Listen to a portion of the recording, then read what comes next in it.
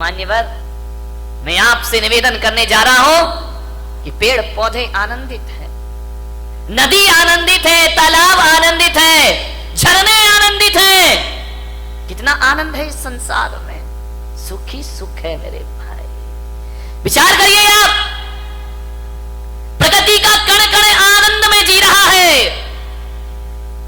आसमान आनंदित है। जब रात होती है ना, तो हजारों सितारों को आसमान लेकर धरती पर अपना सौंदर्य का रूप दिखाया करता है। आकाश में चंद्रमा चमका करता है। ध्यान रखिए, ज्यों ज्यों रात गहरी होती है, आकाश का सौंदर्य बढ़ते चला जाता है, बढ़ते चला जाता है। आकाश आनंदित है, धरती आनंदित है, नदियां आनंदित है, पेड़ पौधे आनंद में जी रहे हैं, पशु पक्षियों के जीवन में आनंद है। अफसोस है, आदमी के चेहरे पर आनंद दिखाई नहीं दिया। आदमी क्यों निराश है, आदमी क्यों उदास है, आदमी को ऐसा क्या हो गया है? एक चींटी भी जीना चाहती है, एक नासमझ जानवर भी जीना चाहता है, पर आदमी को क्या हो गया? ये मरने के षड्यंत्र रचा करता है, ये मरने की तैयारी किया करता है। आज तक किसी जानवर के मुख से ना सुना होगा कि हे भगवान हमें उठा ले, लेकिन आदमी के मुख से तो कई बार सुना है कि अब इस जिंदगी को जिया नहीं जाता, हे भगवान मुझे इस जीवन से उठा ले, इस जीवन से मुक्ति दे दे। क्या घट जाता है हमारे जीवन में ऐसा? आदमी मृत्यु के षड्यंत्र क्यों रचता है? ये आदमी अपनी ही हत्या करने के लिए तैयार क्यों है? मान्यवर, अपने ही जीवन से लाचार हो गया ये इंसान, अपने आप का दुश्मन बन गया। अभी तो ये सुना था कि दूसरे दुश्मन हुआ करते हैं, हम ही अपनी जिंदगी के दुश्मन खुद बनकर के तैयार हो गए हैं। अपने जीवन से अपने आप को खतरा हो गया। कभी आपने सुना किसी भैंस ने आत्महत्या की हो? सुना? कभी विचार किया है? कभी आपको अखबार में पढ़ने को मिला है कि आज एक भैंस ने गुस्से में आके आत्महत्या कर ली है? कोई जानवर आत्महत्या नहीं करता है। किसी भी जानवर को समय से पहले मौत को बुलाते हुए आपने ना देखा होगा। कोई देवता समय से पहले मरने का नहीं सोचा करते हैं। नार की सोच भी ले तो मर नहीं सकते हैं। आदमी को क्या हो जाता है? ये क्यों जीवन से हार गया?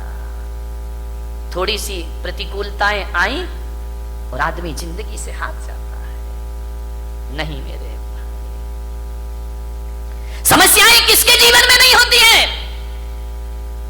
राम के जीवन में समस्या थी, महावीर के जीवन में समस्या थी, कृष्ण के जीवन में समस्याएं थी, जीसस के जीवन में समस्याएं थी, आचार्य शांति सागर के जीवन में समस्याएं थी, आचार्य कुंद कुंद के जीवन में समस्याएं थी। समस्याएं किसके जीवन में नहीं होती है? ऐसा कोई है?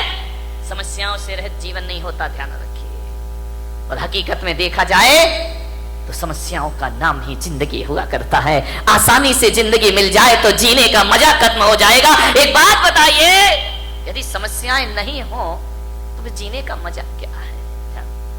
जिंदगी जिंदा दिली का नाम है, मुर्दा दिल क्या खाक जिया करते हैं। ध्यान रखिए, जिंदा दिल बनिए। मान्यवर, दुख इस बात का नहीं है कि आदमी मर जाता है, दुख तो इस बात का है कि जिंदा रहकर भी आदमी जिंदा नहीं रह पाता है। वह मरा मरा सा जीवन जीता है, वह मरे हुए सी जिंदगी जिया करता है। विश्वास पैदा करो अपने आप पर, जिंदगी से हार मत मानिए। जिंदगी मिली है, मालूम है, मानव का तन मिला है। शास्त्रों में कहा है, ग्रंथों में कहा है, 84 लाख शरीर छोड़े हैं तब जाकर ये मानव का शरीर तुमको प्राप्त हुआ है। 84 लाख योनियों में हमारा जन्म हुआ है। कितने जन्म हम नाली के कीड़े बने होंगे, कितने जन्म पक्षी बने होंगे, कितने जन्म हम कीचड़ में कीड़ों की तरह रहेंगे होंगे।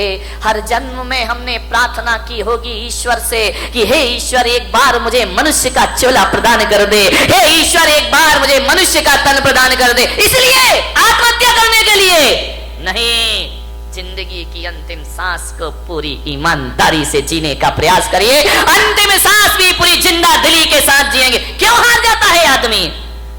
जैसा विचार करिए, सोचना। ऐसे ही नहीं मिल गया मनुष्य का जीवन, बहुत मेहनत की है इसके लिए।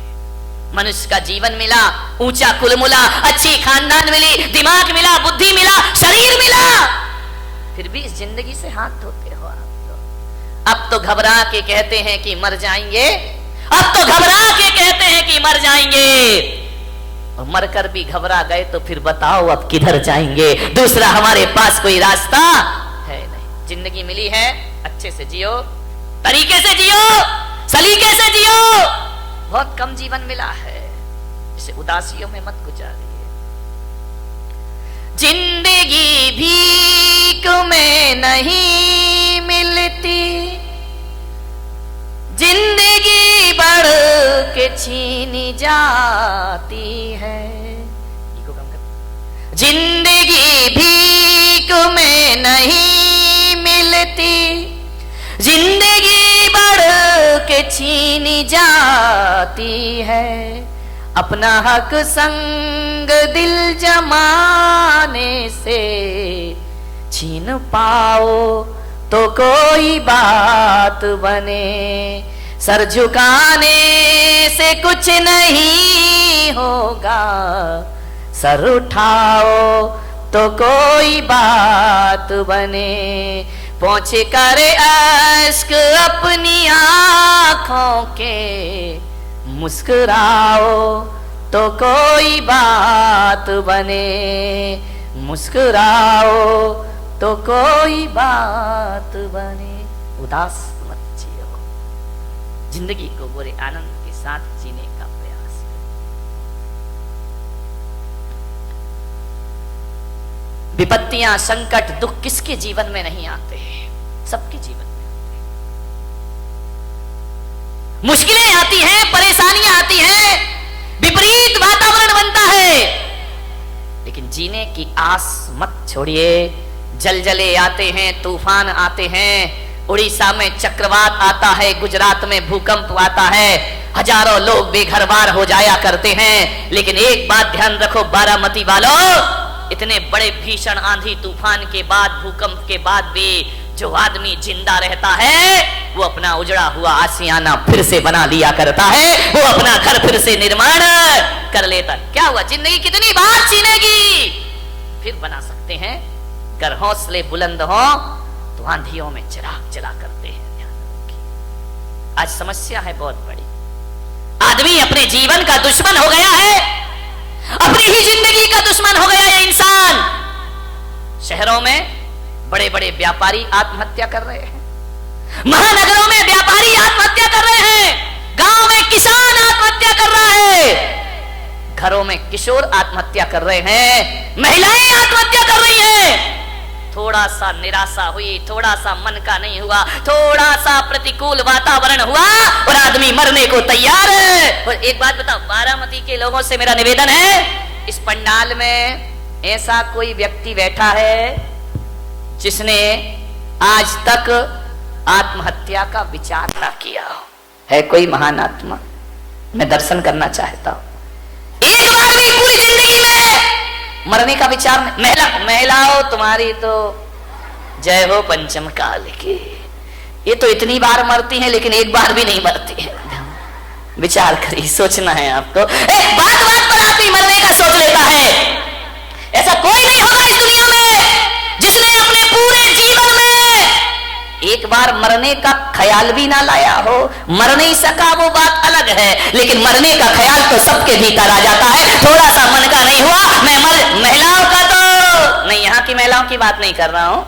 कौन बोला बंबई वालों की कर रहे हो ना? तुम्हारी तो अभी नहीं, आगे जाके विचार करना है आपको। महिलाएं तो हमेशा थोड़े, इनके दो ही हथियार हैं, ध्यान रखना।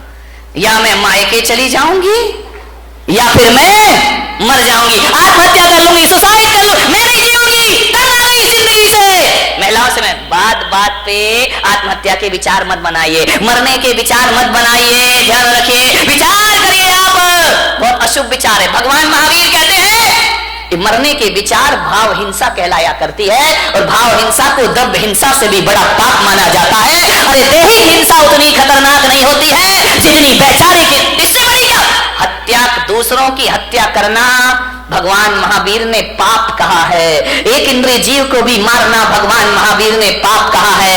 अरे एक बात याद रखना, मेरे महावीर कहा करते हैं, अरे दूसरों की हत्या करना पाप है, लेकिन अपने आप की हत्या करना महापाप हुआ करता है। इससे बड़ा दूसरा कोई पाप, दूसरों की हत्या करना तो पाप ही है, करना महापाप हुआ करता है। इसलिए भगवान महावीर ने एक प्यारा सा सूत्र दिया है। भगवान महावीर ने 4 शब्द इस इंसान को दिए हैं। अरे वो 4 शब्द नहीं, 4 वेद हुआ करते हैं, वो 4 आर्य शब्द हुआ करते हैं, वो महावीर के 4 शब्द। ध्यान रखना, इनसे बड़ा ना कोई आगम होता है, ना शास्त्र होता है, ना पुराण होता है। महावीर ने इस दुनिया को केवल 4 शब्द दिए हैं। महावीर ने इतना ही कहा है, इस मानव जीवन को सफल करना है तो 4 सत्य में जियो। वो 4 सत्य है, वो 4 वेद है, वो चारों धाम की यात्रा है। वो 4 शब्द इस धरती को दिए, जियो और जीने दो। इससे बड़ा कोई धर्म ग्रंथ नहीं हुआ करता है, इससे बड़ा कोई शास्त्र नहीं हुआ करता है, इससे बड़ा कोई आगम नहीं हुआ करता